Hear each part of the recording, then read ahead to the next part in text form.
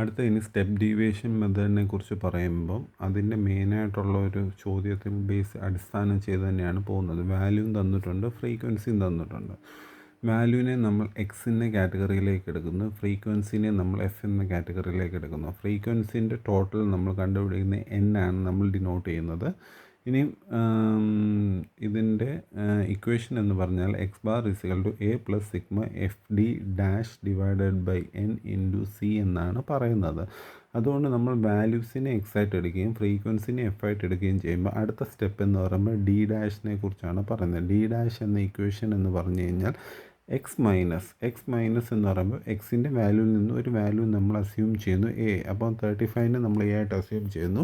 അപ്പം ഇതിൻ്റെ common factor C എന്ന കോമൺ ഫാക്ടർ 10 ആണ്. 15 മൈനസ് 5 10, 25 മൈനസ് 15 10, അങ്ങനത്തെ 10 എന്ന കാറ്റഗറി വരുമ്പോഴത്തേനാണ് സി എന്ന ഇത് ഓപ്ഷൻ വരുന്നത്. അപ്പം ഡി ഡാഷ് എന്ന് പറഞ്ഞാൽ എക്സ് മൈനസ് 35 ഡിവൈഡഡ് ബൈ 10.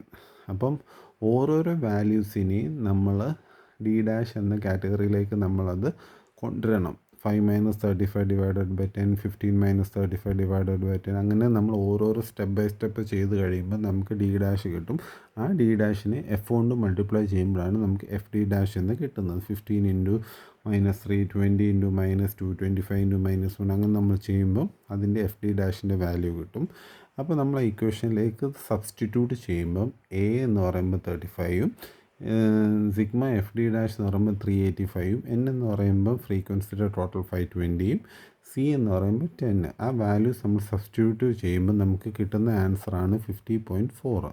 അപ്പോൾ ഡി ഡാഷ് എന്ന് പറയുമ്പോൾ x minus A divided by C, അതായത് D dash is equal to D divided by C, അല്ലെങ്കിൽ D is equal to D dash into C എന്ന കാറ്റഗറിയിലേക്കാണ് നമ്മളത് പോകുന്നത്.